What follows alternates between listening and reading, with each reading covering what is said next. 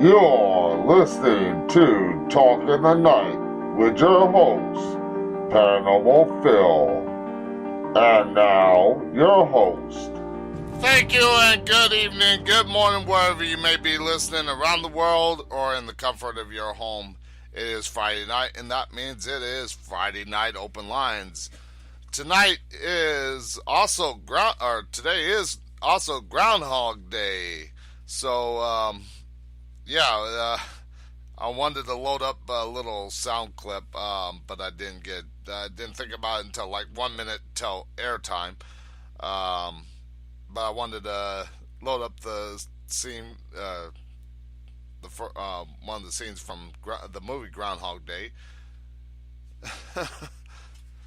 Hey, woodchuckers, it's Groundhog Day. Oh, wait.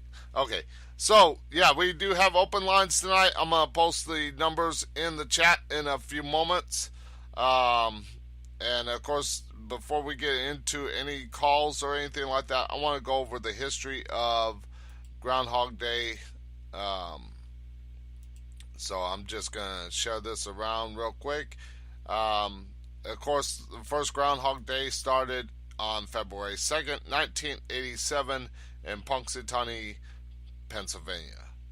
I tried to say that 5 times real quick. Tonight, like every Friday night, we do have open lines.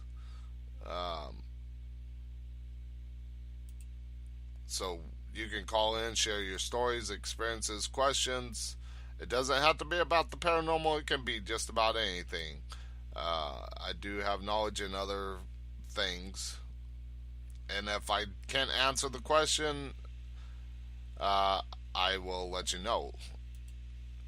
But I will do my best to answer everything. Now, if you're in the chat, I cannot see if you're in there right at this second because I am loading up some things for the show. But I will be looking at the chat in a moment. Like I said, the phone lines will be open shortly here. I will give out the numbers as soon as I can. Well, actually, let me mention the numbers to call in, but like I said, phone lines will not be open just yet. Numbers to call in are by Skype, Paranormal Phil, or by phone at 951-223-5055. Just like I said, I'm loading up everything right now.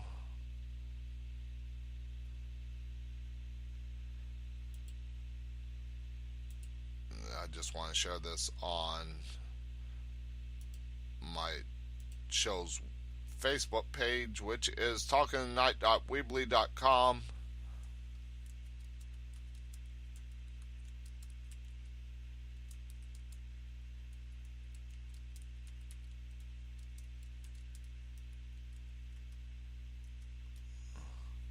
Okay, so I got that shared, like I said. Hey, Nicole, hey, Mike. And like I said, if you're listening to the show, pop in the chat and say hello. I promise you, I got some friendly people there, and if they're not friendly, they get booted. But like I said, we're going to get into a little bit real quick before we open up the phone lines. A little bit about the first Groundhog Day. Like I said, the first Groundhog Day celebration took place on February 2nd in 1887 in Punxsutawney, Pennsylvania. It was a brainchild of a local newspaper editor, Clymer Fries, who sold a group of businessmen and groundhog hunters known collectively as the Punxsutawney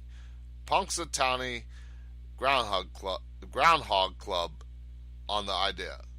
The men trekked into a site called Gobbler's Knob, where the inaugural groundhog became the bearer of bad news when he saw his shadow. And of course, today he saw his shadow.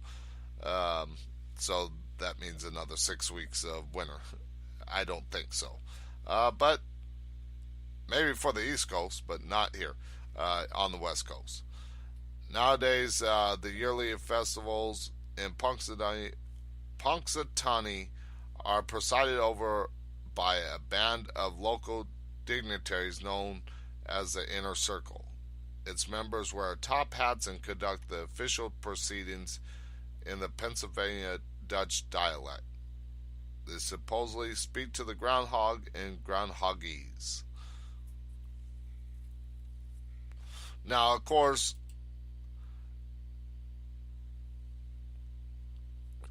I was watching Groundhog Day over and over today. It was like a bad Bill Murray scene. Uh, but, yeah, I was like stuck in the movie.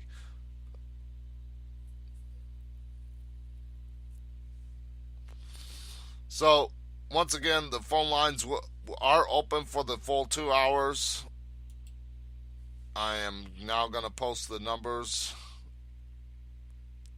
It's still on TV right now. They got like a marathon going on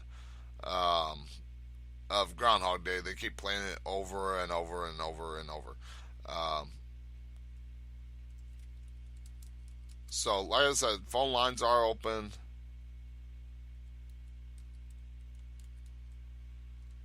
Hey, Bill, thank you for tuning in. Like I said, if you're listening on Spreaker, tune in the website, clicking on the link through Facebook. There is a little chat bubble. Click on it, pop in the chat, say hi.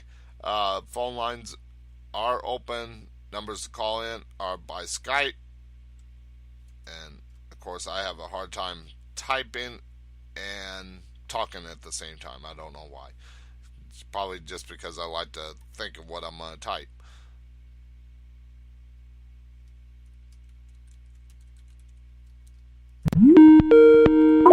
Alright, and we do have a call coming in. If I could get to answer. Caller, hello, you're on there. Okay, I lost the number, lost the caller. Skype closed on me. Give me a moment. I don't know why it closed on me. My computer is being a little stupid tonight, so if you're listening to the show, I'll get the numbers, or get the phone lines back open as quickly as possible. I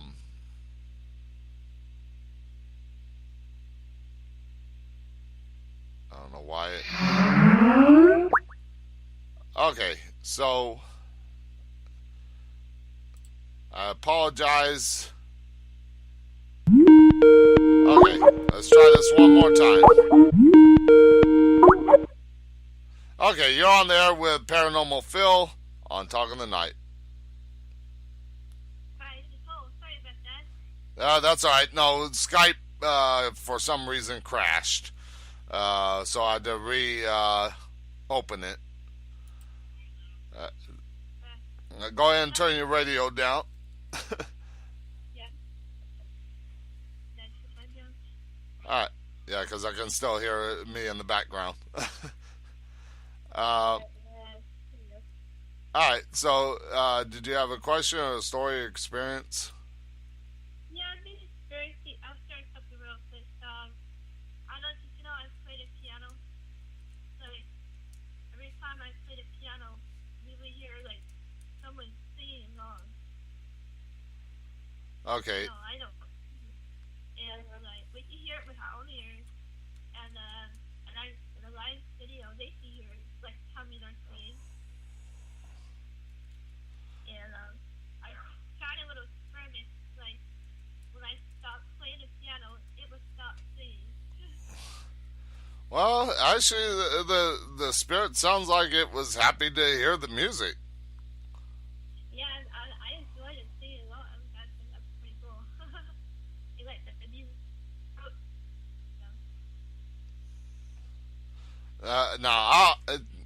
I'll have to listen to that real closely and hear it. Yeah. but it doesn't sound like it's anything bad or anything. It just a passing through spirit, probably, that loves to hear the piano. Yeah, it's weird. Whenever I wrote that particular song, that's when I started to hear it. So, All right. Well, yeah, I like the that's definitely and, an interesting experience to have. I mean, and yeah, I'm quite used to it. So I'm not like, it's a joke, you know. But I'm actually, um, what's the word? Amazed or even they're enjoying the music. uh, and for those that do not know, me and Nicole are friends on Facebook, so I can check out the Yeah. video and everything like that. And um, and of course, she's trying out for auditioning for America's Got Talent tomorrow. So good luck, Nicole. Thank you, I need it. Um, I appreciate it. so yeah, thank you for sharing your experience and everything like that. Like I said, like I said, I'll check it out when I get a chance and everything Yeah, like thank that, you. and I will post it on. And um, for those that do not know,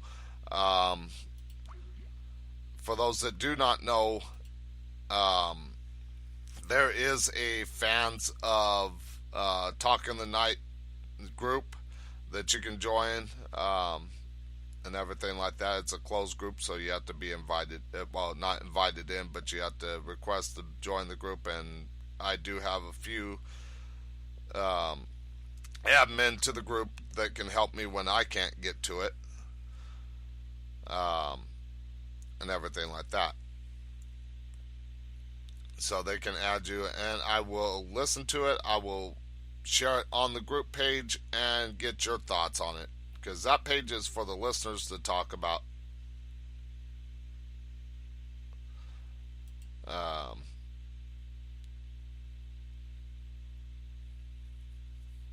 Okay, Nicole, the cutoff was by me, so don't worry, um, and everything like that.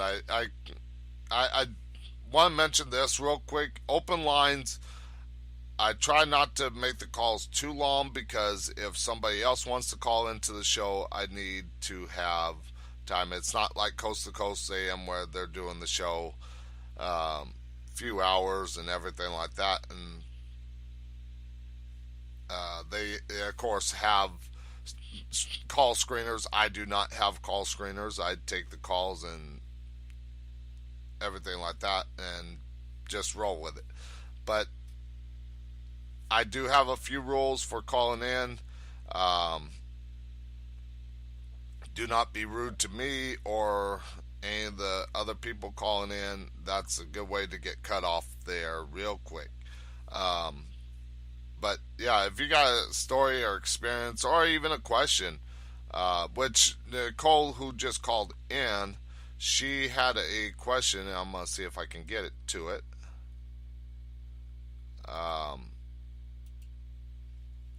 if I can, that she had posted in her group, and if I can get to it, she had a question. Oh, okay, now I remember what it was. Um, what is the difference between ghost hunt, a ghost hunt, and an investigation? Well, there aren't too much differences, but there is a difference.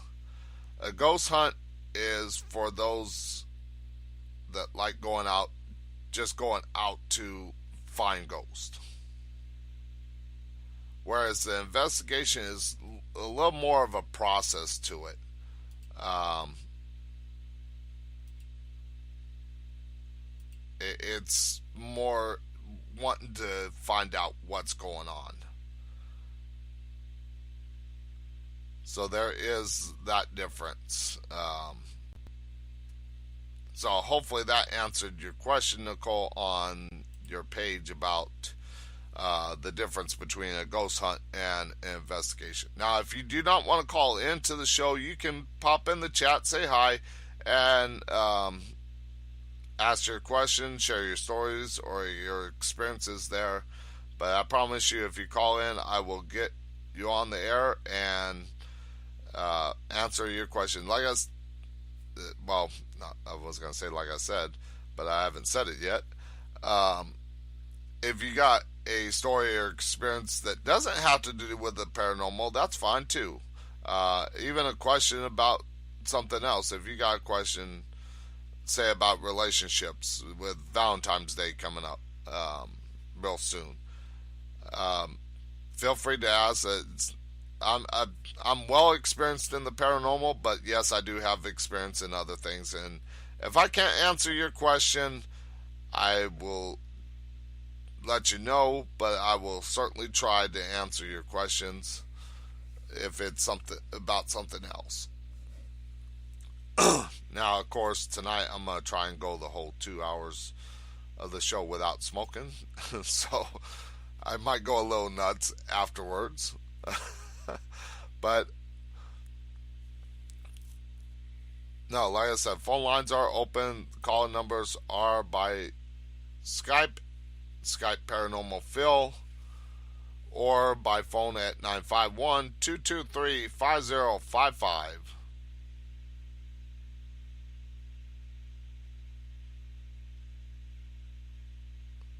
Okay, Bill, I will look at it after the show, and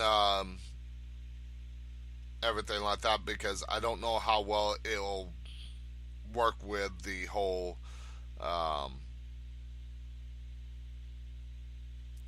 show going on. So I'll look at it afterwards. Let's see. Nicole says, I've been on ghost tours, but not investigations yet. I've been on many investigations, tours, everything like that. Okay, now, thanks, Jennifer, for your question. She says, she's been single for 10 years by choice. Now I'm ready to date. What's the best way to get out there? And I can't say that there is actually a best way to actually get out there. Because, I mean, the last relationship that I was in, which was back in November, where she just up and disappeared. I don't know where she went. Even our mutual friend could not figure out what happened to her. She disappeared from her too. But we were connected together by a mutual friend. I've tried online, and like Jennifer says, online sucks. People lie too much. But bars can be the same way. I've heard of people connecting through. I've heard people connecting through church groups, stuff like that. But like I said, there is no right or wrong way to connect with somebody. I mean, the way before my last relationship, I've had a few bad relationships in my time, and that's why I'm pretty well experienced in this field. But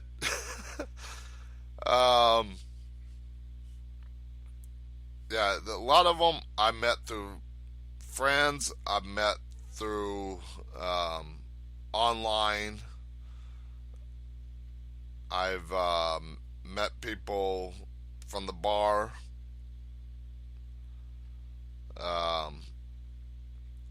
But like I said, there's no way to exactly get out there and everything like that. Now, sometimes just being yourself and working on yourself is the best thing, because love will find you. And I'm an example of that. Um, because love, I wasn't looking for love when I was in my last relationship. I just was more focused on working on myself, and the person found me.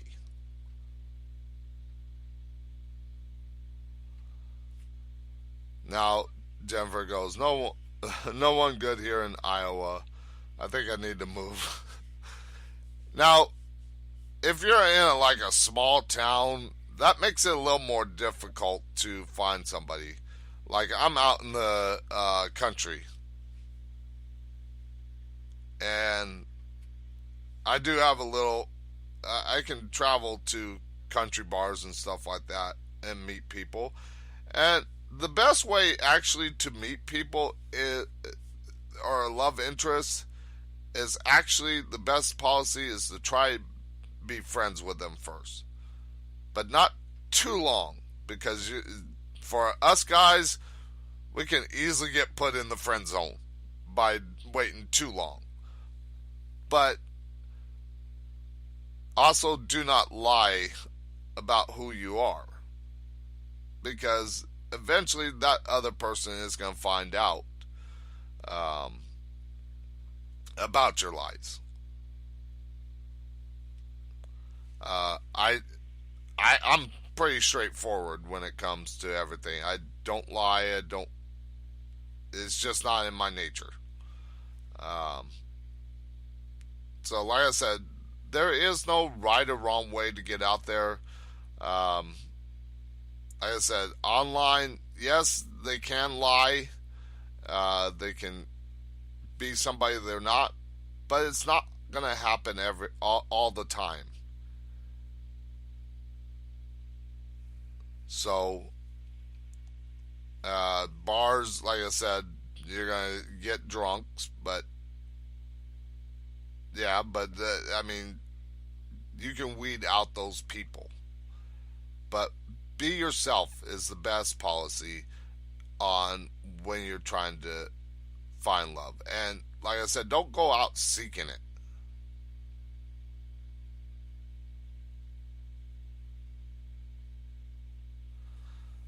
Don't go out seeking it, because that almost looks like you're desperate. Um, just be yourself, and if it happens, it happens.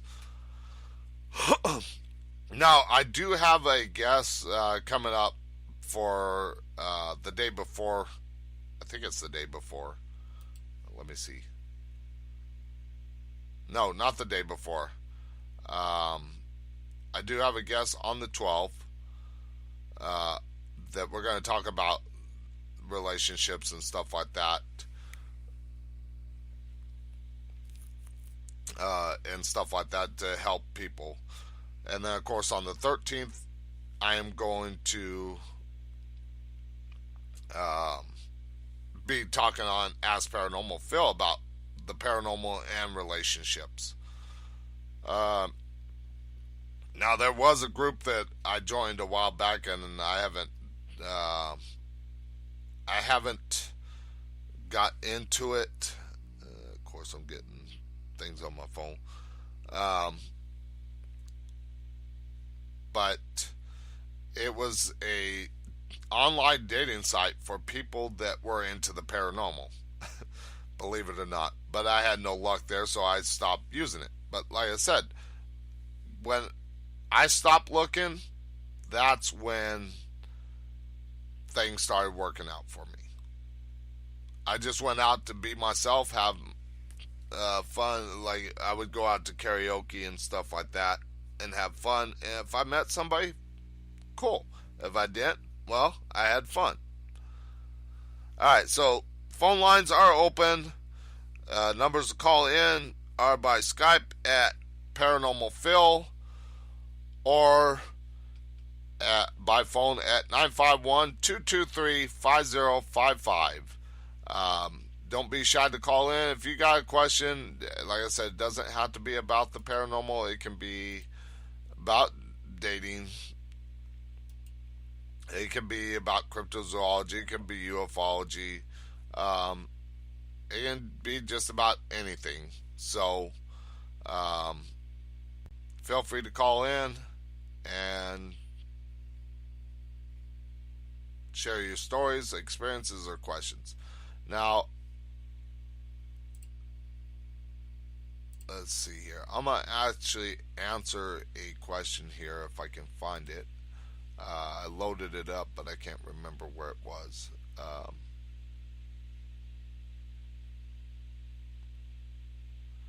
Now, I've never experienced this myself, so I'm going to do my best to answer this question, but the question says, some people see nothing during a near-death experience. Why is that? Well, just like dreams, and I've had times when I've gone to sleep, I'm pretty sure I was dreaming, but the next morning I did not remember it. The same thing could happen with a near-death experience. When you come out of that near-death experience, because there's been times when I've woken up, I should say, and I somewhat remember the dream, but as time passes, I forget all about it. So the best way, even with dreams, is after coming out of that state or after waking up and you remember little bits and pieces of your dream, write it down. Keep it like a journal and everything like that.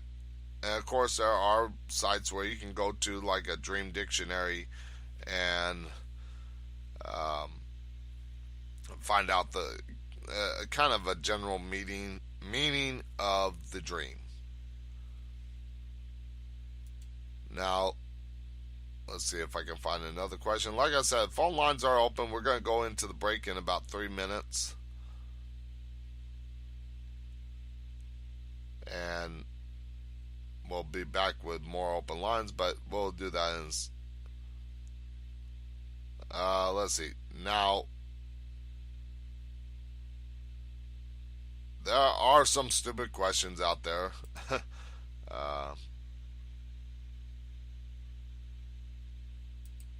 But let's see. This one says, "Hi, I think I'm a vampire and I had a couple of questions. Do vampires celebrate their human birthday or just the day they turn awaken? Do vampires age like humans do? If not, do they change their name, age every 30 years or so?" Actually, I'm going to have somebody on the show in April, the first week of April, the first day, Monday of April, and we're going to be talking about vampires. But from what I've come across on vampires, yes, they age like anybody else. They're not undead. They just have the thirst for blood and some other things.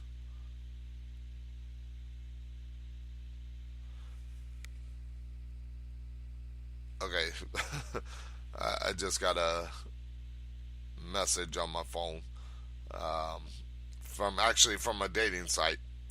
Uh, I'll check it after the show. Like I said, I'm not out there. I do have a few profiles on dating sites, but I'm not out there looking every day. If it happens, it happens.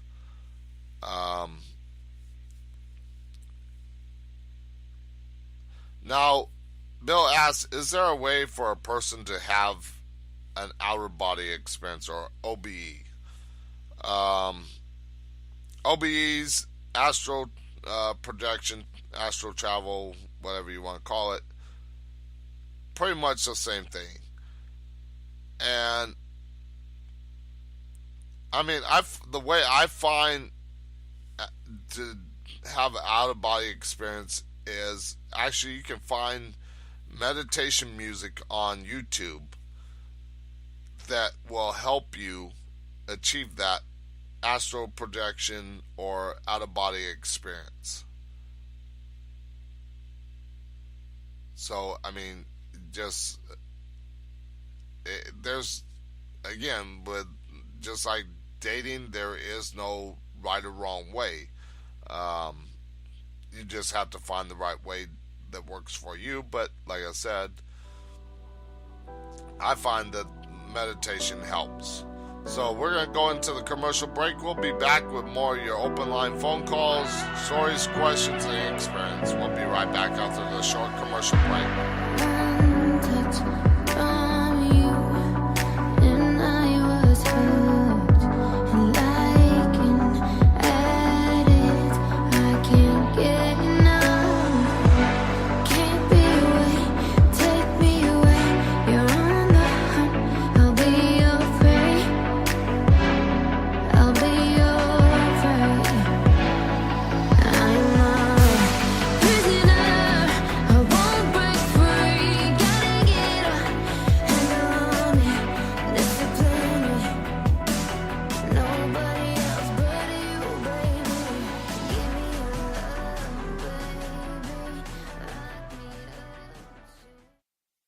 Are you a ghost hunter or want to become one but don't have the equipment? Well, GhostStop.com has all your ghost hunting equipment needs. If you are a beginner, they have beginner ghost hunting kits on sale for $99.95, or for the seasoned ghost hunter that is missing that one piece of equipment, GhostStop.com has a laser grid scope on sale for $18.95. Click on the banner ad at the top of the Talk in the Night website and get shopping today. GhostStop.com, your one-stop shop for all your ghost hunting needs. Do you have a paranormal team? Are you a small-time author? Do you have a radio show that you would like to promote? Is there anything that you would like to get the word out there about but don't have a big budget? Well, Talk in the Night has an opportunity for you to sponsor the show without breaking your wallet. Contact the show at talkinthetonight@outlook.com or on the show's website or Facebook page for more details. Do you think you have a haunted or cursed object? Well, Nicole Gaspard does, and in her book Haunted Vessels and Cursed Objects, she talks about her continued paranormal and supernatural ghost encounters, haunted dolls, and other items that are supposed to be haunted or cursed. Pick up your copy today on Amazon.com.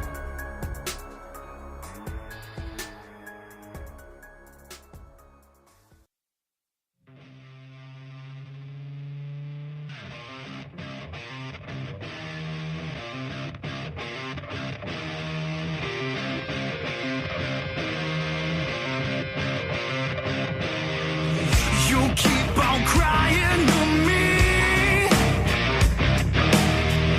saying you're gonna leave. Well, now if you're gonna go, darling, I'll get the dough. Why should I change myself? Why should I To call into the show, Skype Paranormal Phil, or by phone at 951-223-5055. And now back to more open line phone calls with your host, Paranormal Phil. Alright, and we are back with more of your open line phone calls. Feel free to call into the show, ask your questions, stories, experiences that you might have. Like I said, it doesn't have to be about the paranormal, but I'll answer it the best that I can. If you have a question, like Jennifer had a question about dating, so I was able to answer the best that I know how. But let's get into a few other questions. Now, I saw this one, and it kind of caught my eye because I am a witch. I do practice Wicca. Alright, good night, Nicole. Good luck on America's Got Talent tomorrow. I'll be praying for you in my way. But the question was, is it possible for a practicing witch to be driven mad because of their magic? Now, if you're practicing something bad, yes, there is that possibility that it could drive you mad. Especially if you're practicing the darker arts of magic. I've never had it drive me mad, but of course, I don't practice a lot of my magic. Usually, the magic that I use is when I'm doing cleansing of homes. But like I said, if you're practicing the darker arts, yes, it can drive you mad.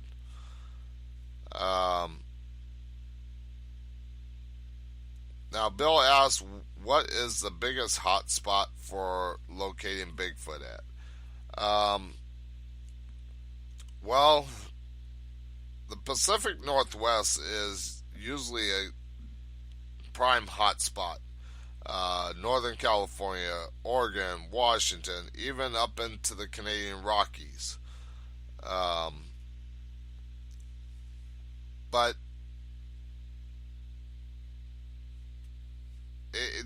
they can be spotted anywhere in like a forest area. I mean, check out Lauren Coleman and the Cryptozoology Museum. I believe they have a thing on his I think he has a thing on his website where it shows where the hot spots are for locating Bigfoot.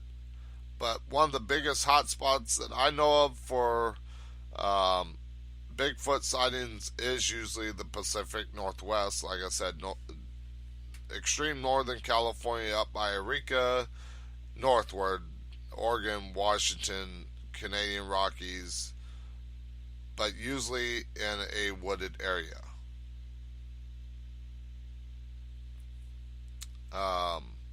That's when there's big like forest area.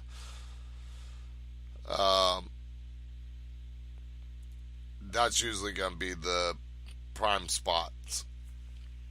Like I said, they're all over the world, all over the country. Just go by different names, and I mentioned that on my Ask Paranormal Phil show on cryptozoology. If you didn't get a chance to catch that, or you might miss it, or if you're a new listener, on the show's website, talkingthenight.weebly.com, go back to the show archives. You can find it there for Ask Paranormal Phil and check it out. Let's see. Let's get into...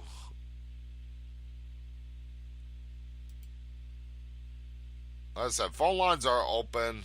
I know Friday nights is a tough night to get callers because everybody's out usually partying.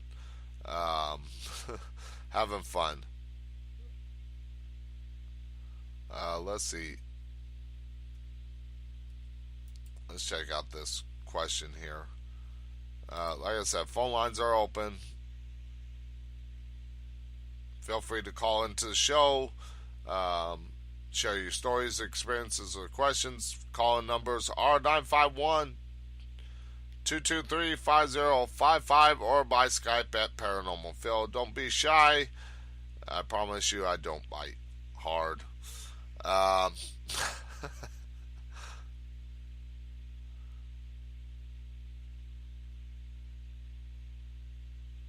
So let's see. Here is a question.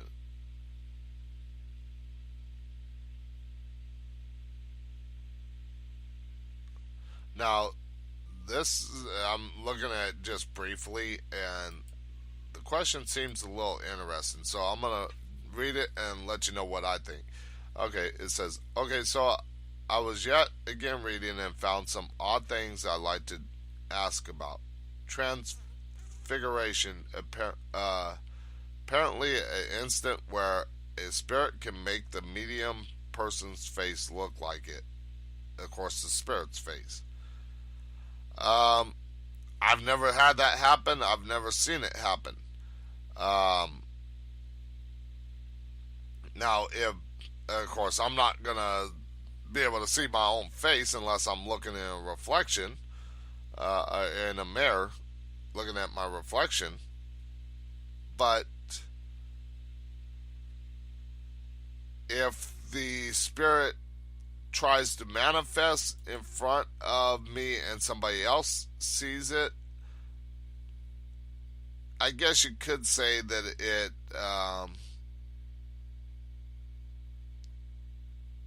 I guess you could say that it would be kind of showing their face in front of yours, but not in your face. Not your face is not going to change. That just is not going to happen.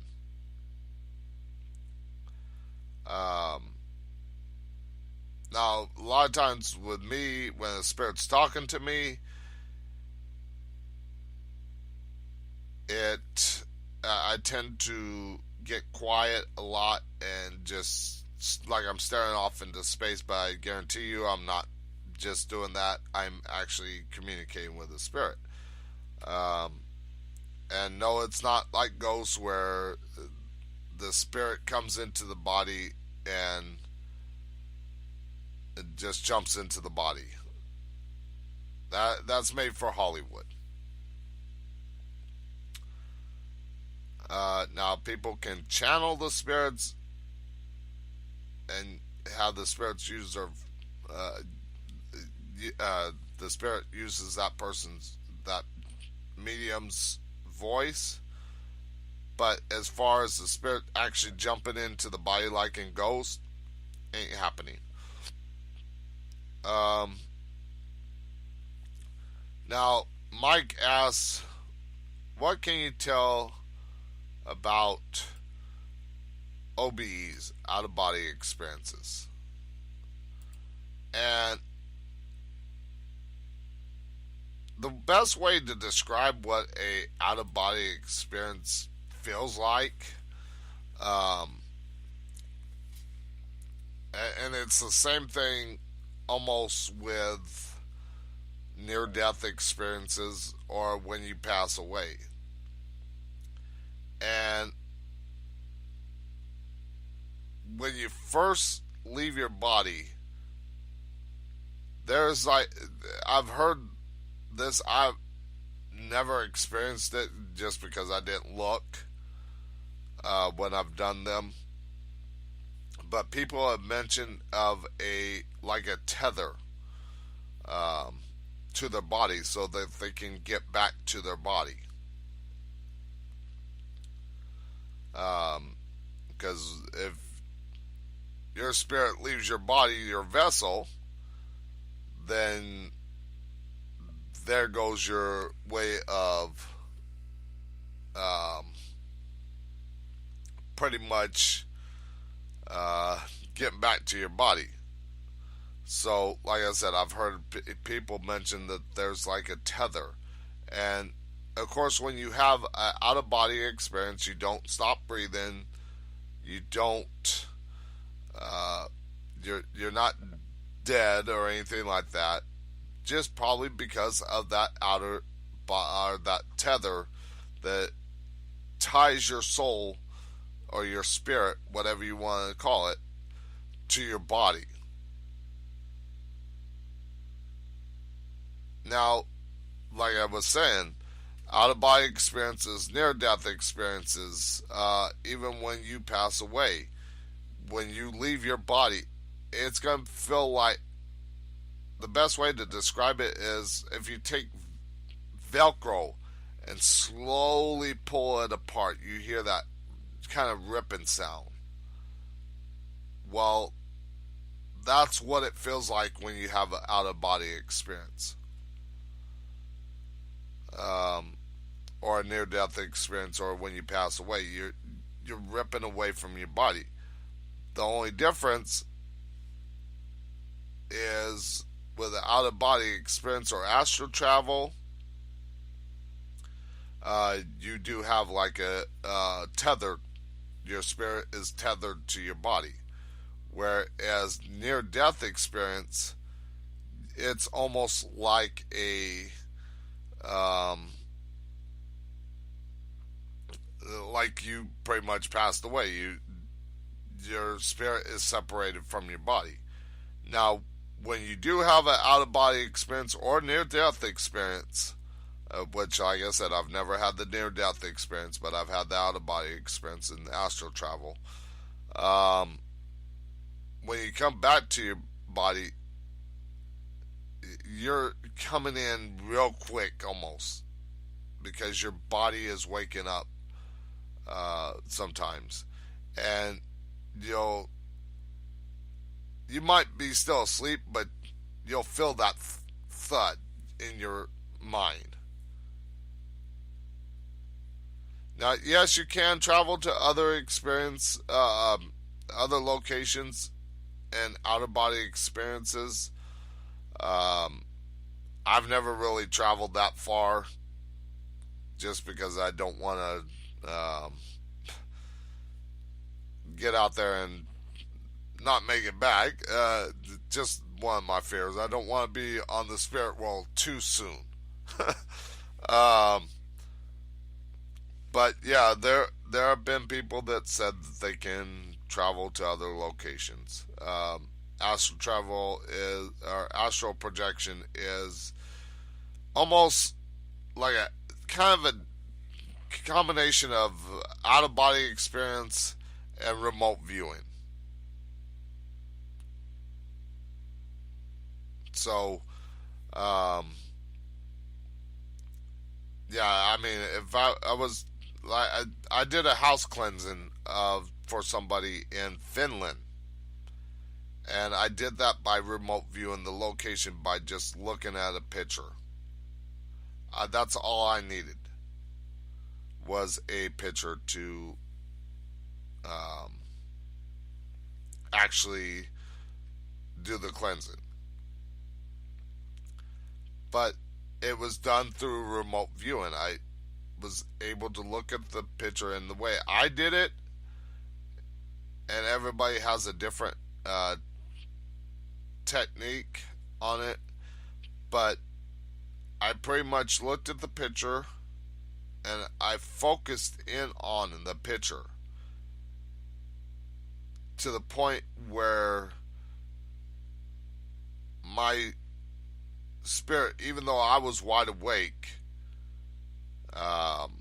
went to that location and looked at it, but I was still wide awake. It was almost like a separate part of me, a separate part of my spirit was at that location.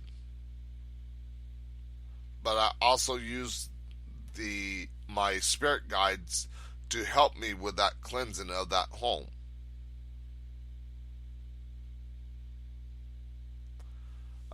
But yeah, Bill, remote viewing and out of body experiences, not really the same thing, but pretty close.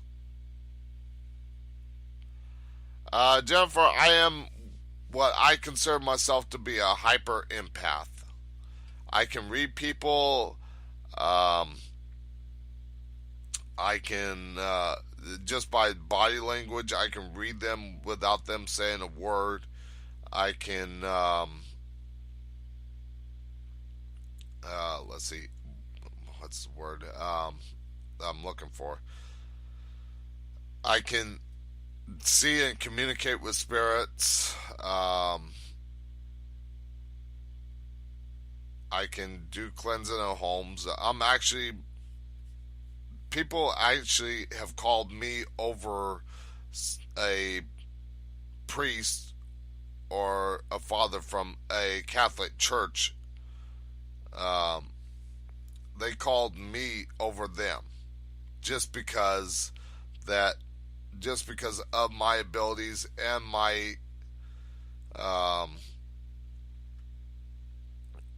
connection to the spirit world.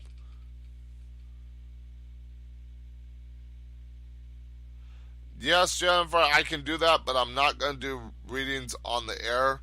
And believe it or not, Wednesday night, I do have a psychic medium that uses numbers. We're going to get into numerology. and we're going to talk about the numbers, how they work in our lives. But yeah, if you want a reading, I can do it. I might not be able to do it tonight because after the show I gotta get some sleep as I gotta work 8 hours. But send me a message on Talking the Night. And this is for anybody. This is for anybody. If you want a reading done, I can do them. I just don't have a lot of time to do them, but I will get to them as soon as possible. If you want a reading done, you can send me a message or email at talkingthenight@outlook.com or on the show's Facebook page at facebook.com/talkingthenight. Any one of those.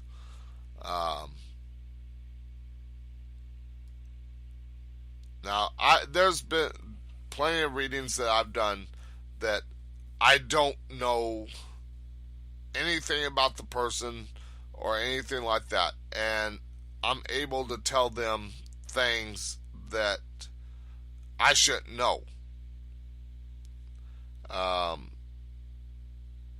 Just because I have a strong, like I said, I have a strong connection to the spirit world. And on Tuesday night, we're going to get into haunted locations, and we're going to talk about the Omen House and everything like that, as well as some other things, because David is actually thinking of doing another ghost tour in April. I don't know exactly when. We're still working out the details. He's almost thinking about bringing this group in that for dinner with a ghost thing, for people to do tours and have dinner and do an investigation after the dinner. So we'll see how that goes. But I think he wants to do another one. But I'm talking about haunted locations and the Omen House, like I said, I was able to remote view it the first time that I ever went there back in, I think it was late 2013, November, around November or so. And of course, I wasn't driving. My friend Steve Hembry was driving.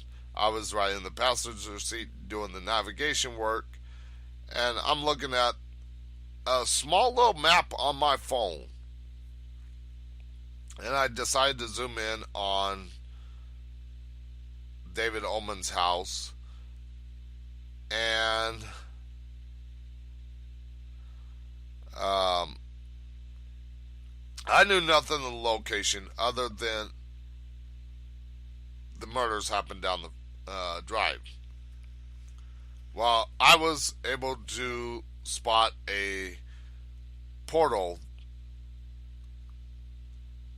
outside his house without even knowing anything. And I found out later on a little more about that. But I'm going to save a lot of that details for Tuesday night for Ask Paranormal Phil. Now, once again, the phone lines are open. Yeah, dinner with David is an event in itself. If you've never been to the Omen House, you gotta go, because it's worth it. David is interesting, to say the least. But phone lines are open. If you do have a question, or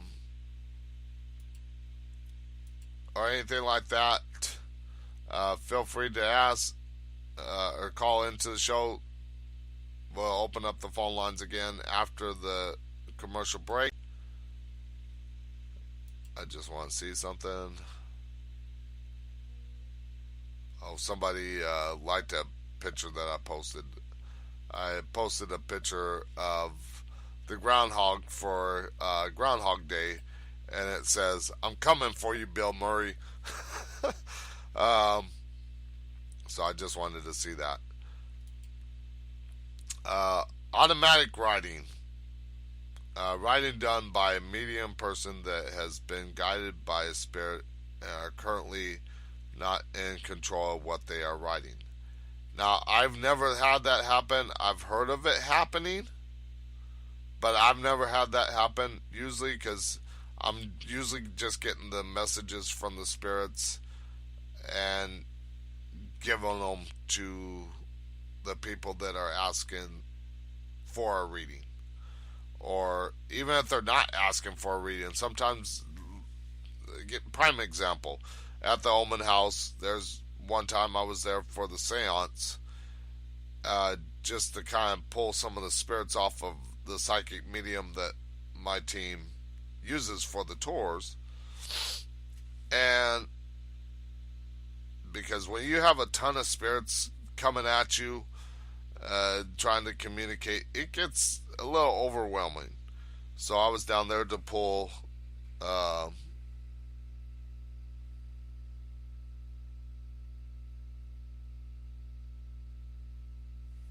okay, just got a message just about something else. Um, so it was about another show that I was listening to. Actually, it's one of the sponsors for the show, Night Dreams. Check it out on TuneIn. It's 5 nights a week at 7 to 9 p.m. There's a link up on the Talking the Night website, talkingthenight.weebly.com. You can find the link there for the show. Check it out. Last night he was talking about UFOs and, of course, shaving. Because the guy that... And I'm going to have this guest on my show. Probably not till April, because I already booked through March. But...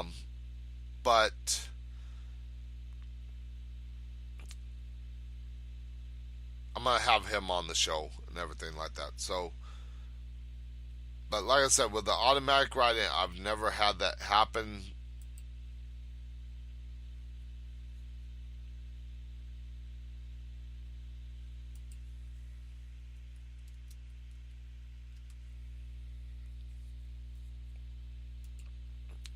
And I probably wouldn't have that happen to me. Now, once again, the chat is open. Pop in, say hi. I guarantee you the listeners, the people in the chat are not going to bite. They're friendly. Unlike me, I got the dark side. No, just kidding.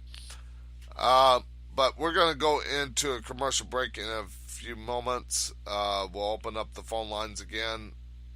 You can call in to the show by Skype at Paranormal Phil or by phone at 951-223-5055. Let me get back to that one question, because there was multiple questions.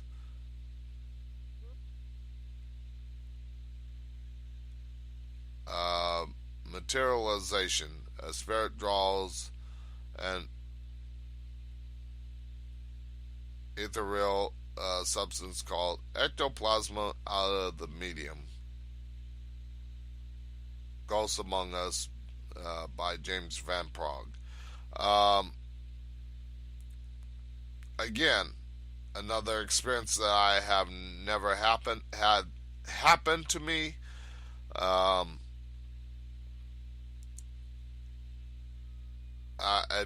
No, I was not slimed or anything like that. So I've never had that actually happen to me. Now, Bill asks, and I'll answer this question before the commercial break. And he says, how did you find out that you were a hyper empath? Well, I believe it started when I was 5 years old, when I first saw my first spirit. And it wasn't till many years later, into my adult age, that I realized that I could read people. I could sense their body language. I felt when they were happy, I was 10 times as happy. When they were sad, it really affected me. I was just as sad, if not more than they were, because I was feeling what they were feeling. and that's usually what an empath is they can feel other things from other people. So I'll get a little more into that, but we're going to take this commercial break. You are listening to Talk of the Night, Friday night open lines. Call in to the show, share your stories, experiences, or questions. We'll be right back after this short commercial break. Voices in my head, know me, call me, I will be restless, somehow they chose me, this is my nightlife, wanna be high life, I feel so reckless, calling them all night.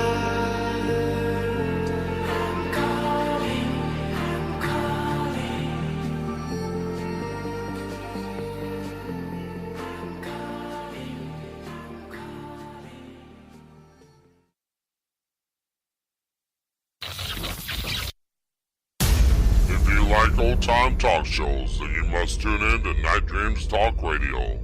UFOs to Bigfoot, did we say black-eyed children? You'll find Night Dreams Talk Radio on TuneIn, iHeart, iTunes, and all the major apps. But on TuneIn, they're live 7 to 9 p.m. West Coast time starting in February. With all the major guests, Night Dreams. Do you have an interest in the paranormal? Well, tune in every Tuesday night at 8 p.m. Pacific on the Talk in the Night Facebook page for Ask Paranormal Phil. The show is a Facebook Live show where he gets into different topics about the paranormal and answers your questions. That's Ask Paranormal Phil every Tuesday night, only on the Talk in the Night Facebook page.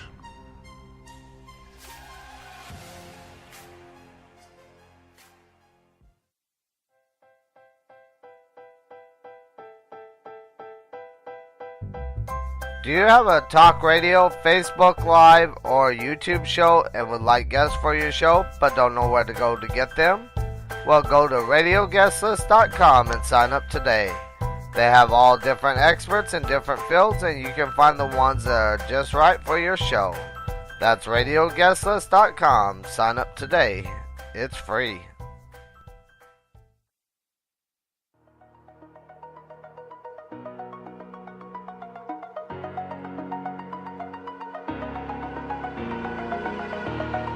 Over the edge, feel like I'm floating through the air. The pain I felt is paid for, all is said and done. Oh, I am restricted, fixed upon the web. I need to kick the habit that my mind is breathing in. Break out, I've got to see.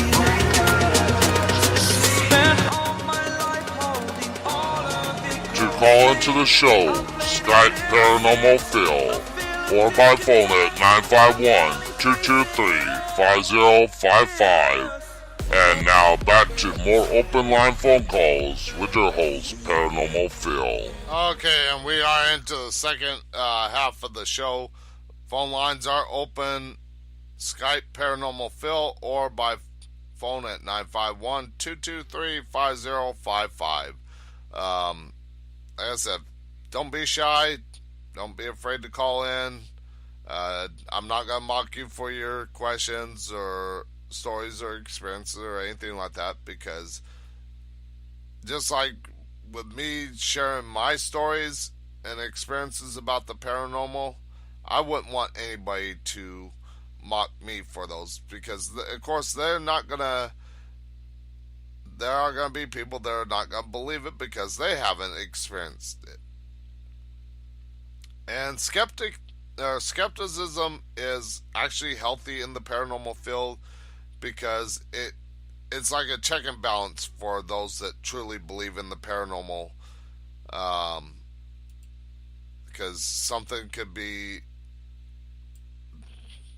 well, let's say we might think something might be paranormal, and then the skeptic comes in and says, Well, that was just this. And it causes us to look at their point of view and say, you know what? You're right. Or we can say, no, here's why you're not right. So it's like I said, skepticism is healthy in the paranormal field. Now, Jennifer, I will get to your question in a moment. I want to go back to the question Bill had about when did I know that I was an empath and everything like that. And when I was 5 years old, I first saw my first spirit, but it wasn't till my adult age that I was able to start sensing when people were angry. Well, it was before that, but I didn't realize that that was the cause of it, being a hyper empath. Now, there is a difference between an empath and a hyper empath. Regular empath, they're gonna feel the same things as I do. When somebody's happy, we feel just as happy. When somebody's angry, we feel just as angry. Sad, so on. But as a hyper empath, it's amplified. For me, it's amplified by much more.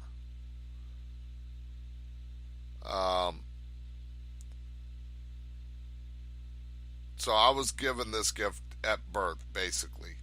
And I've said many times before, everybody has not the ability to be an empath, but to see and communicate with spirits. It's just a matter of unlocking that ability. Now, Jennifer asks, my daughter's boyfriend is terrified of anything paranormal. How do we ease him into this life? And some people do have a fear of the unknown. And you can't rush them into it. But the best way to explain it is to kind of ease them into it so they're not so terrified about it. Because I'm going to actually get into a question or a topic in a moment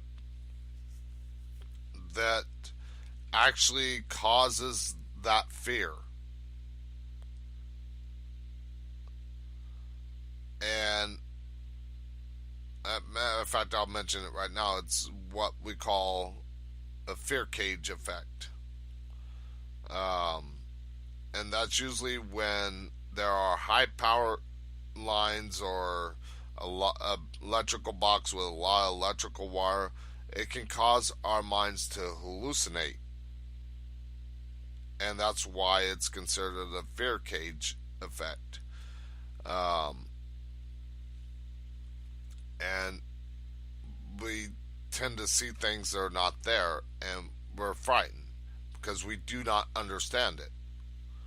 And that's for those people that are terrified of anything unknown, scary, stuff like that. Some people can't handle scary movies. Whereas me, I love scary movies. I love anything frightening just because Halloween's my favorite time of year. But the best way to ease them into it is explain to them that it's not all bad. There's the way I almost sounded like B.B. King there for a moment. But the way I look at it is, if they're frightened, don't try to force it on them, but try to explain to them that it's not all bad. And of course, I'm more afraid of the living than I am the dead. Because tell them, the best way to tell them is the dead cannot hurt you. Darker spirits might be able to, but the light spirits, they're not going to hurt you. Even the darker spirits can't do much. They might scratch you. They might push you. They might really frighten you. But they cannot hurt you bad. And like I said, explain to them that you should be more afraid of the living than the dead.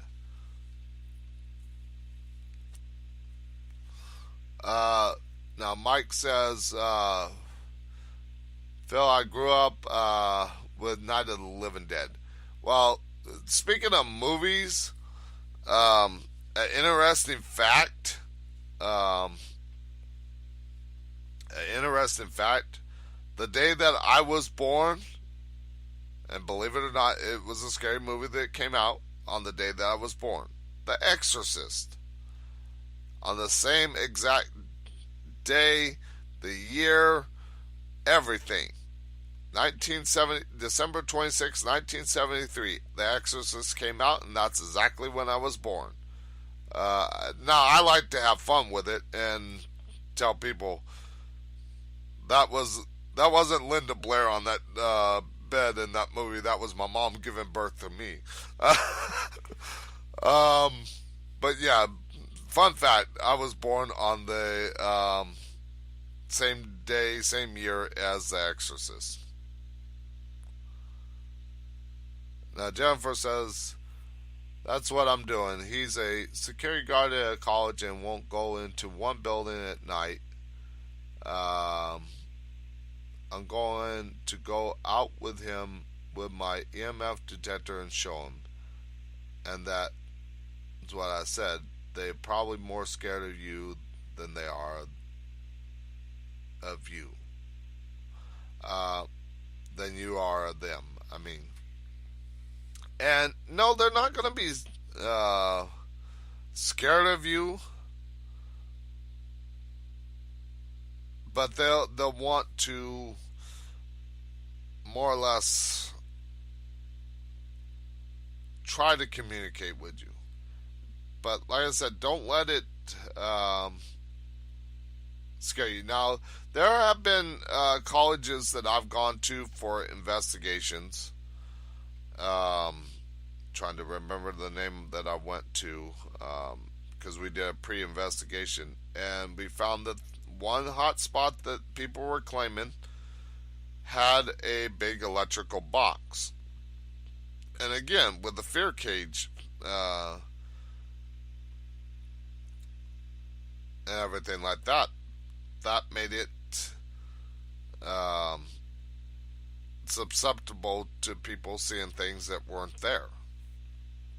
And again, I believe in the paranormal a lot, because I can see and communicate with them, but also I do have that skeptical side that keeps me in check when there is nobody else there, because I tend to look at the terrestrial explanation before I do it being paranormal.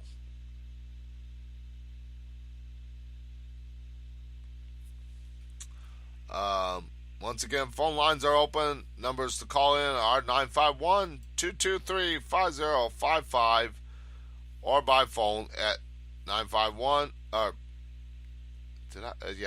or by Skype at Paranormal Phil. Now I want to see if I can find something, because I was going to do it when I was talking about impasse and everything like that. And of course, on my timeline, I posted these pictures. One is, oops, lost the picture.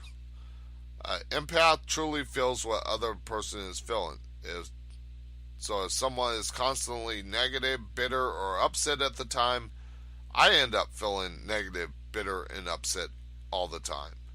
Or if someone's happy, cheerful all the time, I feel happy and cheerful too. I absorb the emotions of those I interact with. It can be wonderful, but it can also be very exhausting. It can be incredibly confusing uh, to determine which feelings are my own and which are from somebody else. Um, Another one that I posted, empaths are like, I don't just listen to your words, I listen to the use of your words, your tone, your body movement, your eyes, your your facial expressions. I interpret your silence. I can hear everything you don't say in words.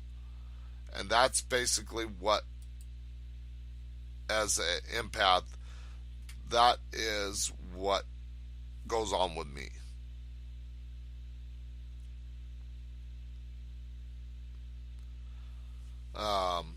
So let's get into some more questions. Like I said, if you do have a story, experience, or question, doesn't have to be about the paranormal. Um, Feel free to call into the show or pop in the chat and let me know. Now I'm gonna load up something here real quick. Not YouTube.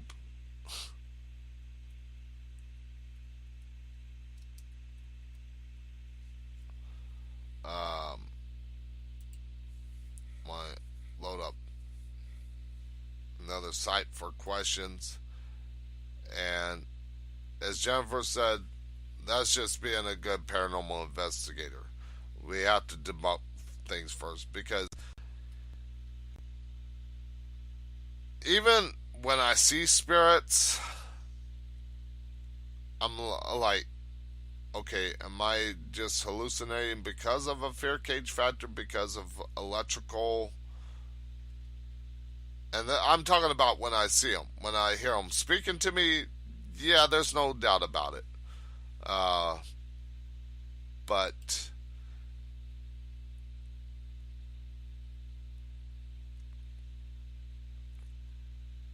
yeah, as far as, and I don't like the word debunk.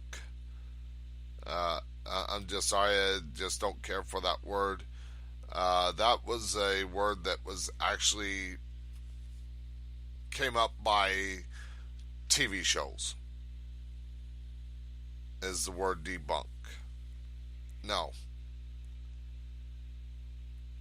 Like I said, I explain it by trying to look for the terrestrial explanation, something that I can explain away with like a rational explanation, or another word that I'll use is disprove.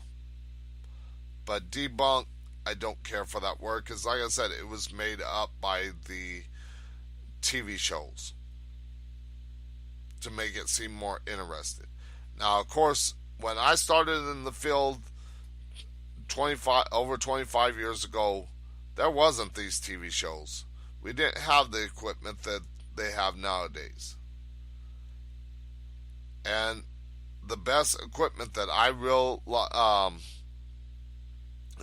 rely on is myself, because I know it cannot be corrupted by like Photoshop or somebody talking from a digital recorder or anything like that. But I found that my own abilities are my best tool. Now, I do use tools. Don't get me wrong. I'll use EMF meters. I'll use digital recorders, cameras, but all this other stuff, REM pod, K2 meters. Sorry, I thought I heard something.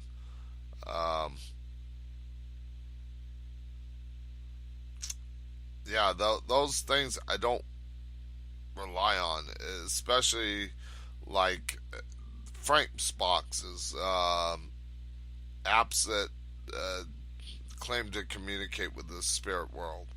Um, I'm not saying that they're wrong. I'm just saying that I don't put much faith in those. I rather use my own abilities.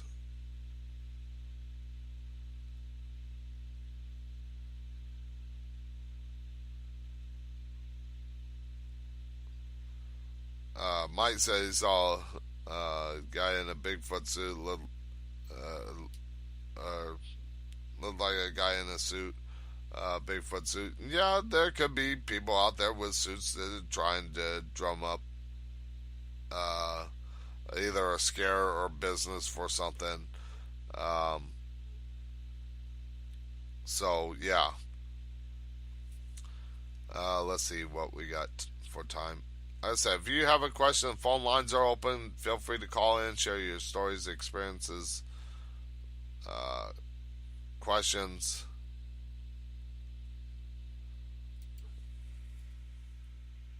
And of course, a lot of dogs are barking out. I'm not in a sound studio, so you might hear dogs barking out there, but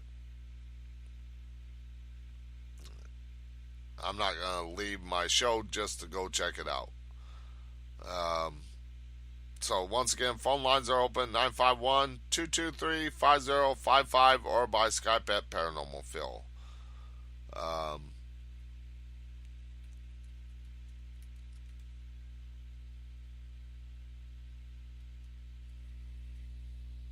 Let's see. Now, of course,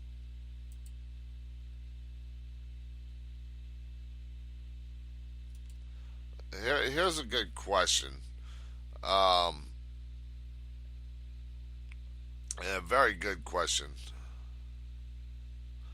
Um, why can't paranormal be proven? And it's a very good question. Because of this diehard skeptics. I'm trying to think of the guy's name that is constantly telling people if you can prove the existence of ghosts and everything like that, I'll pay you.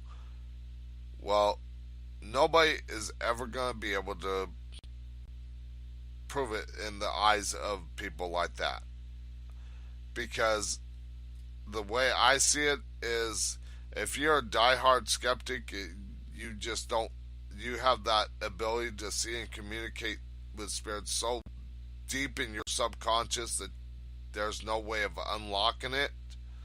And there are people like that. Even if a Bigfoot showed up in front of them, or a spirit showed up and manifested right in front of them, they're still not going to believe it. They're going to always try to say it's not real, it's just somebody playing joke with smoke and mirrors, stuff like that. So there is no way to actually prove the existence of spirits. Now, we can show pictures till we're blue in the face of spirits, but there are going to be people that are going to say, well, that was photoshopped, or you put that in there. And yes, there have been people that are really good at Photoshop, that can make somebody look like there's a spirit in a photo. So there is no real way to actually prove the existence of the paranormal. Same thing, like I was talking with my guest Stephanie Osborne on Wednesday about UFOs, and without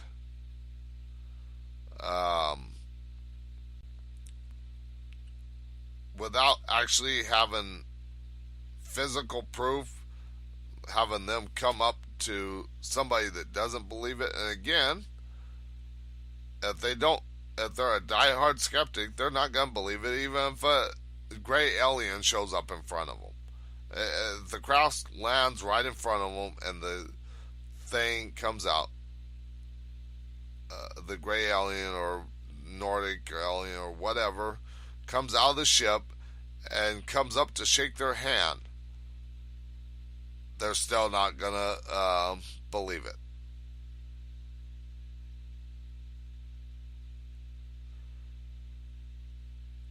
Yeah, there's a TV show called Fact or Fiction, everything out there, and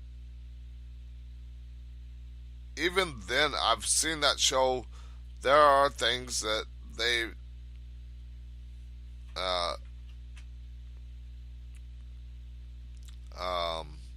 said that was real, and I'm like, wait, no.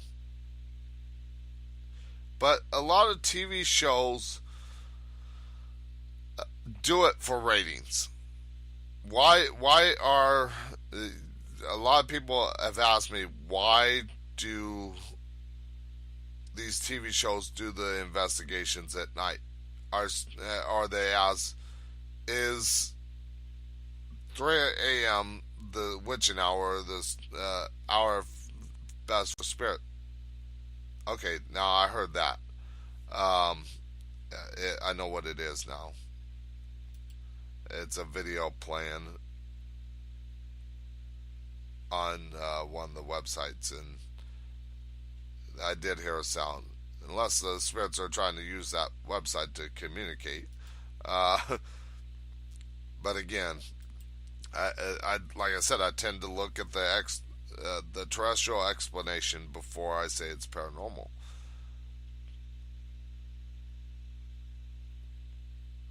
But there are going to be people that don't want to believe it, and they won't believe it, even with it showing up. So there's no way to actually prove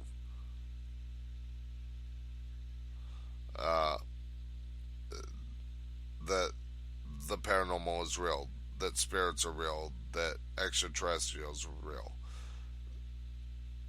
I mean, a TV crew can capture the landing of a UFO and the alien coming out, and there are still going to be people that are going to be like, no, they just did that for like a promo or something like that. So there's no way we can 100% prove it to everybody. Alright, so we are getting ready to go into the commercial break in about 2 minutes. Like I said, phone lines are open, 951-223-5055, or by Skype at Paranormal Phil. Feel free to call in, share your stories, experiences, or questions.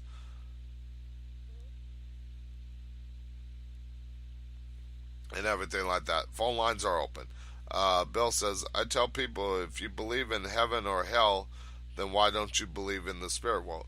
Now, that's a funny thing, and I'm going to actually get into that right after the commercial break, because we're going to take the break here in a second.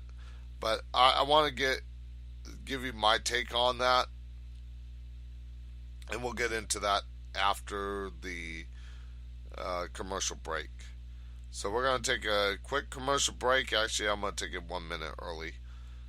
We'll be right back after this short commercial break with your open line, Friday night open line phone calls. We'll be right back.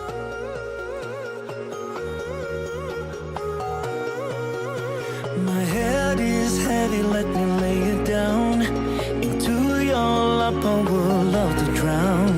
I need that story I used to hear to run on and to and disappear. I won't lie down and I won't, I won't lie down, and I can't do this without you. I won't lie down and I won't, I won't lie down, and I can't do this without you. Your stories, they come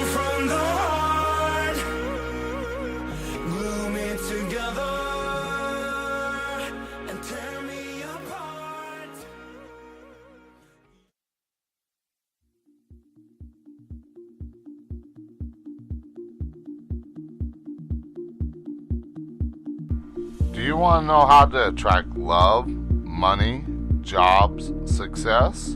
Well, check out livelifemadeToorder.com. If you go to the products page and mention Talk in the Night, you will get 50% off of your order. That's livelifemadeToorder.com.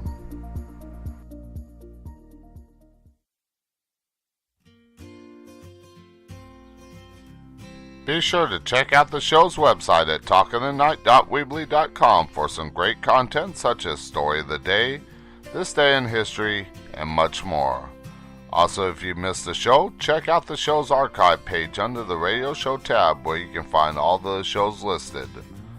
And be sure to sign up for the Talk in the Night newsletter.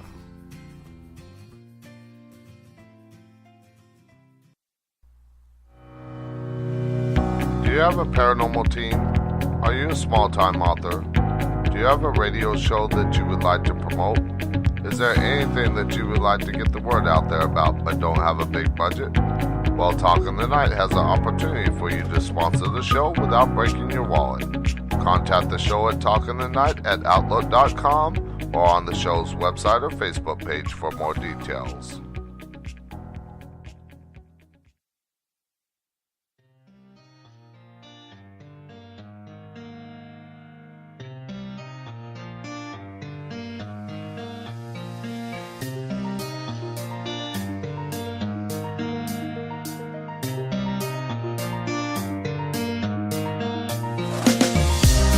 These roads intersect, on each one I reflect.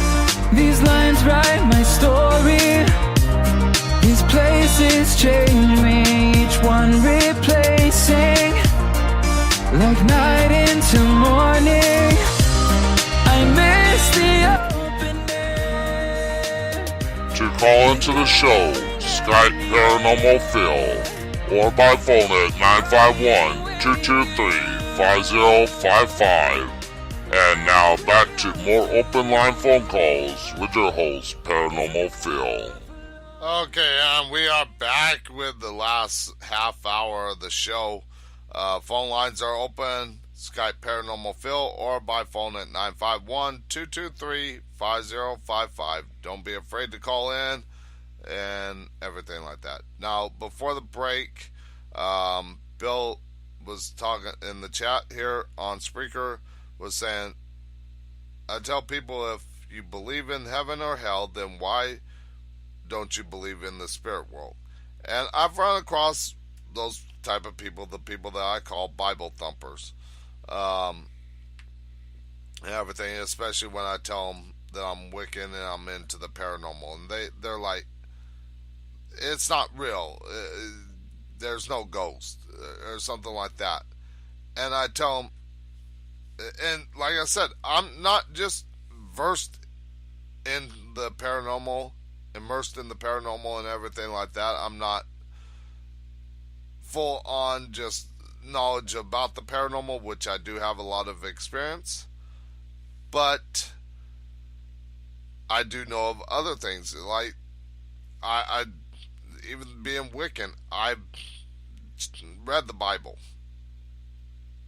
just because of the knowledge that I wanted to learn to help people. And I tell those people that say ghosts are not real and stuff like that, I say, well, then why is it in the Bible that they mention Jesus as the Holy Spirit or Holy Ghost? Isn't that a ghost or a spirit? And they get real quiet after that, because I call them on what their belief is. Now, I'm not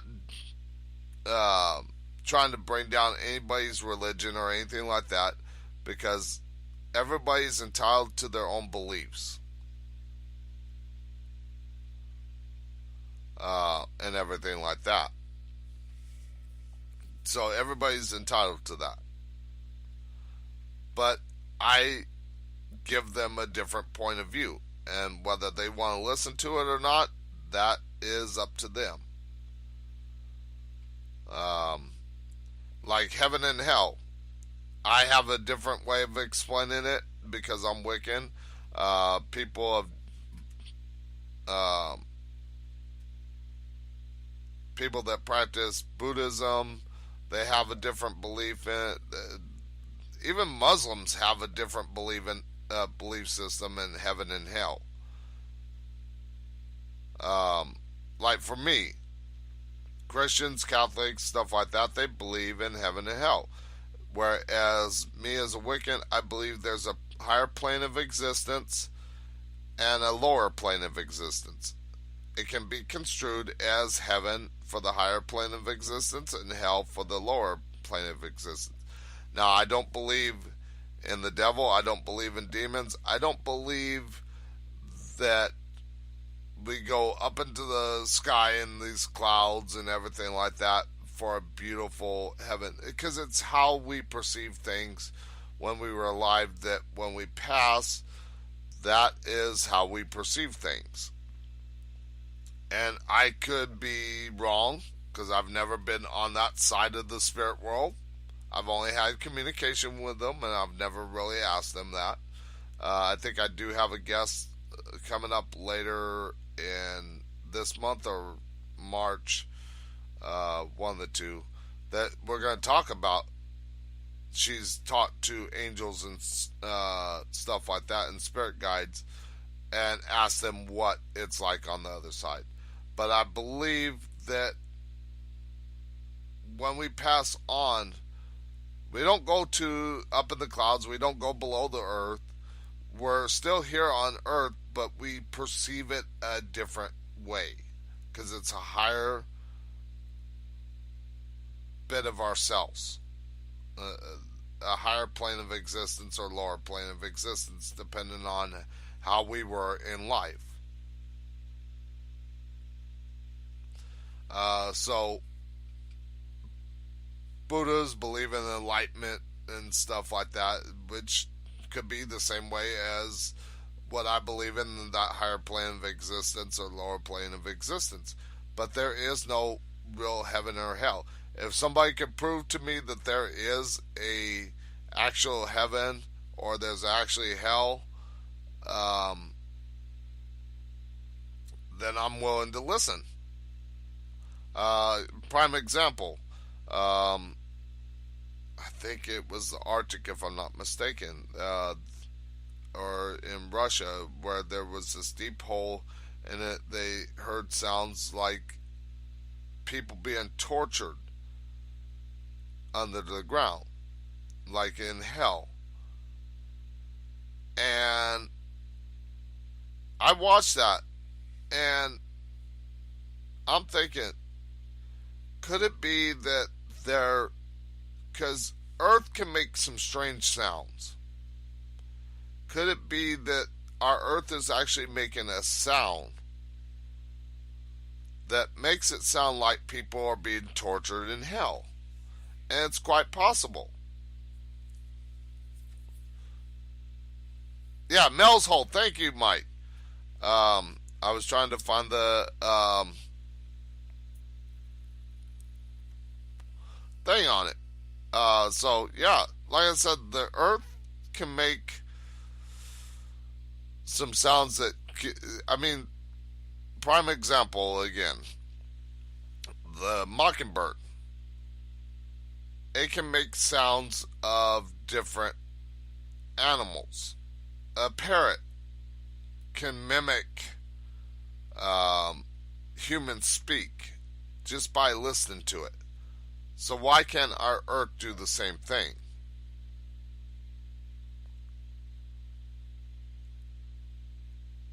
Yeah, I remember the show, Mike.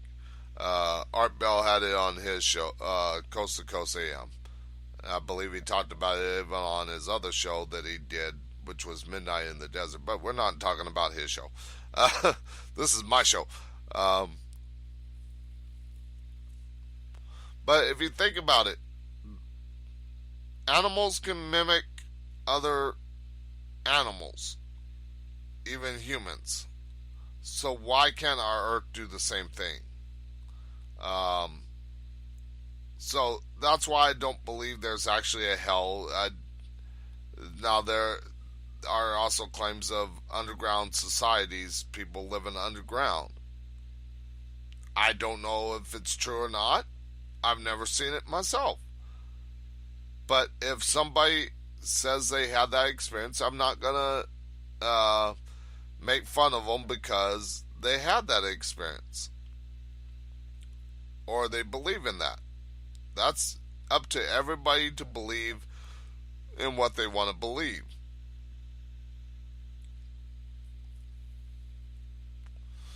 Yeah, Mike, I will actually, I'm going to actually probably do that later on. I'm going to actually pull up that video. I'm going to post it on the group page for fans of Talking the Night. If you're not a fan of Talking the Night yet on Facebook, there is a group page. Request to join. I do have Mike and Bill and Nicole as admin, so if I don't get a chance to add you, I can they can add you. And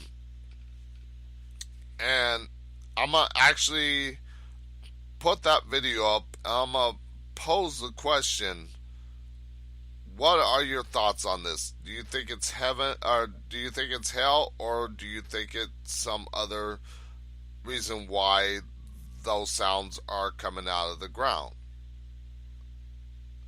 Because the fans of Talking the Night group on Facebook is for people that love this show, that can post different stories and talk about different topics and stuff like that, or talk about the show, whether they like the show or not, and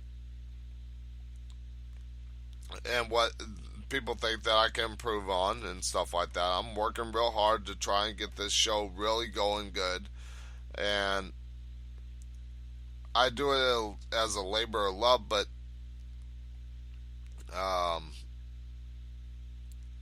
I need to make it to where I can actually make a living at it.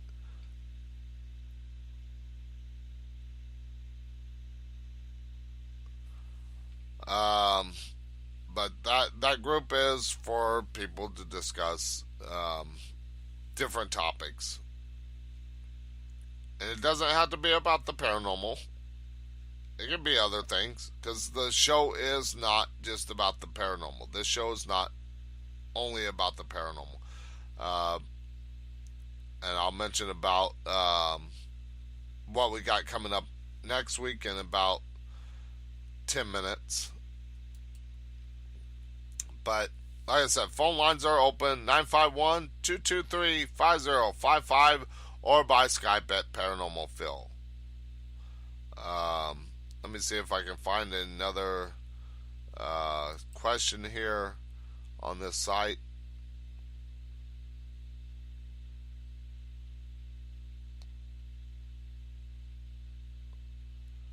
Again, this question: why are paranormal investigations done in the dark? And that all goes on about the people like that are asking the questions have watched too many of the TV shows. And why the TV shows do it in the dark, and why you see them doing it at night in the dark, one is because the infrared cameras will pick up a little more than in daylight.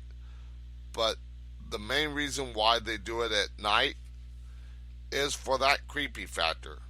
They want to be scared. Well, most of them want to be scared. Like Zach Baggins from Ghost Adventure, he just wants to get hurt by the spirits. Because they're not going to put up with his provoking and disrespecting of the spirits. But yeah, it's only done for the ratings and that creepy factor. That's why. Spirits don't know our time and space. They're not bound by our time and space. They can go any place they please. If they wanted to, they could go to Pluto. They can go to Jupiter, great giant gas giant. They can go to another galaxy if they wanted to. And so they're not bound by our time and space. And I forgot what the question was.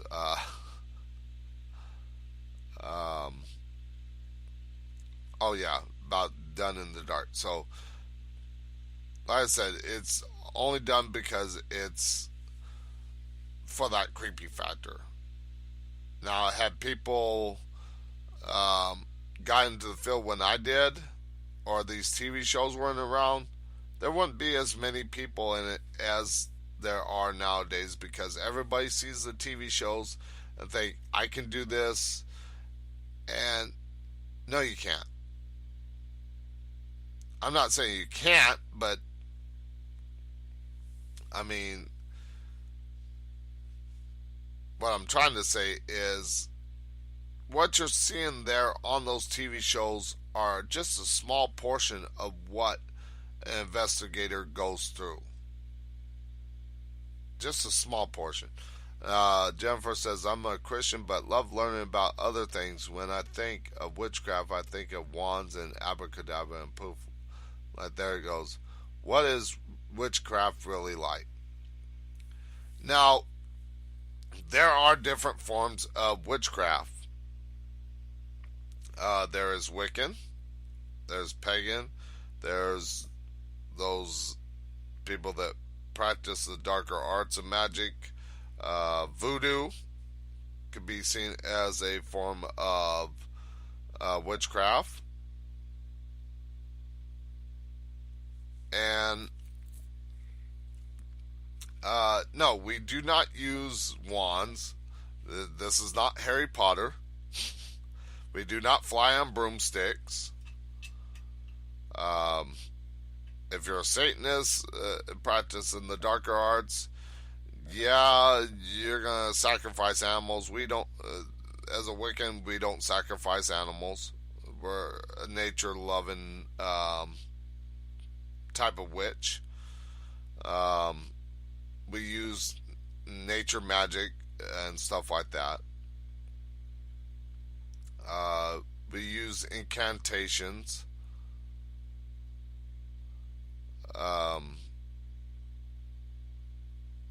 We use different, like, candles, incense, stuff like that. Mostly it's mostly like incantations, but we do have tools that we use. And just like what I was talking about many times before, where, like, a Ouija board, the board is not bad itself, it's the intent put into it. Just like for Wiccans, when we do a spell, incantation, or things with objects, it's the intent that we put into those tools that helps us perform those spells. And what we put into those spells, if we're going to put something bad out, we're going to get it back 3 times just as bad. Whereas we put out the positive vibes and stuff like that into the spell, we're going to get back 3 times as good. You probably heard of the term Power of 3. That's big in Wicca. So it just depends on what kind of magic that you practice. I hate the people that practice the darker arts. Just because it's not what anybody should be doing. But like I said, there are people that practice voodoo, which I might actually probably do a Ask Paranormal Phil show on voodoo. And talk about that. I might do a show on witchcraft and voodoo. But I'm not too sure exactly when. So, we got about 10 minutes left in the show. We got time for a couple of phone calls if you want to call in and share your stories, experiences, or questions. But I want to mention what we got coming up for the show next week. And you can find all the information on the show at talkingthenight.weebly.com. Now, like I said, the show is not just about the paranormal. Ask Paranormal Phil is about just the paranormal. But this show, we're going to cover a wide range of topics. We're going to have guests from different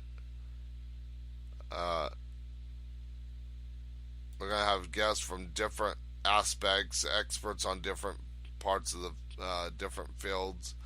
Yes, we're going to get quite a bit of paranormal people on, but for now, not for now, but mostly it's going to be a mixture of things. Like Monday night, we're going to be talking with my guest Kevin Dunlap as we get into ways of achieving our goals of becoming an entrepreneur, or achieving our goals to earn the money that we want. We're going to get into some of the coaching that he does to help people achieve those goals. We're going to get into his blogs, different blogs. You can find all the links to his websites on the radio show tab on the website. Click on guests of the show. There's all the links there. And of course, when he's on the show on Monday night, I will have a link under the information for the show when it goes to where it says tonight's show. Tuesday night, we're going to be talking about the different haunted locations around the country, and we're even going to be talking about the Omen House, because like I said, David Omen wants to do a tour in April. I'm going to actually talk to him and see if he wouldn't mind coming on the show maybe in the first hour to talk about his house via Facebook Live. We'll see how that goes. I'll have a talk with him and see if we can get him on. And then, of course, Wednesday night, we're going to be getting into numerology with Psychic Mandavara. And I hope I didn't mess up that name, but I'm sure she'll correct me on it, because I'm going to have her, like I do every guest, I have them call in 15 minutes before on air time so I can go over the format, and if I have problem with their names, I can correct that. But we're going to get into numerologies, what the numbers hold in store for 2018, which there is a link up on the show's Facebook page, as well as the Fans of Talking the Night group, for her forecast for 2018. We're going to get her, we'll even get into psychic numerology readings on life paths, career, love, business, and much more. So you want to call in for that show if you want a reading done with numerology. So that's what we got coming up on Wednesday. And of course, next Friday is open lines again. So be sure to tell your friends about the show. We still got about 5 minutes left. I don't want to cut off too soon. But we got time for one more call. If you want to call in, share your stories, experiences, or questions, we do have time. Phone lines are open, 951-223-5055, or by Skype at Paranormal Phil. Now, if you have a show topic in mind that you want me to cover on Ask Paranormal Phil, there's a few ways that you can do it. There is sending me a message at talkingthenight@outlook.com, or email, I should say, at talkingthenight@outlook.com. Going to the Talk in the Night Facebook page and send me a message there. Or if you're part of the fans of Talk in the Night group, just post a topic that you would like to hear on the show. I'll review it, I'll look at it, and I'll get it on the show.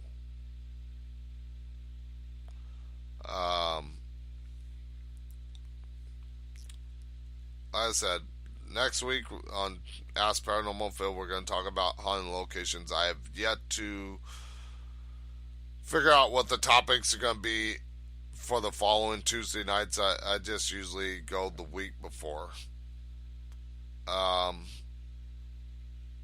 Figure out what I'm going to talk about.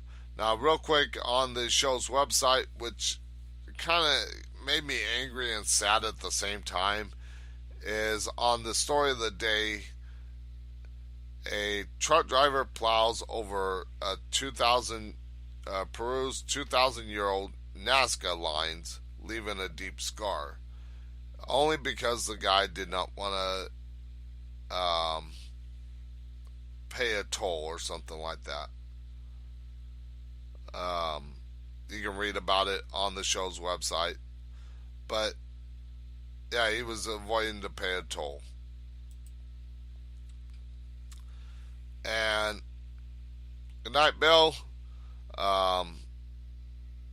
Yeah, so he was avoiding he didn't want to pay a toll, and he destroyed a historical landmark because nobody knows exactly where the Nazca lines originated from. Were they extraterrestrial? Did ancient humans carve that in the ground? We don't know. So, yeah. That's what's coming up. That's what's on the website. Again, Monday night we're going to be talking about achieving your goals and becoming an entrepreneur. Wednesday night, numerology readings and forecast for 2018. Open lines on Friday.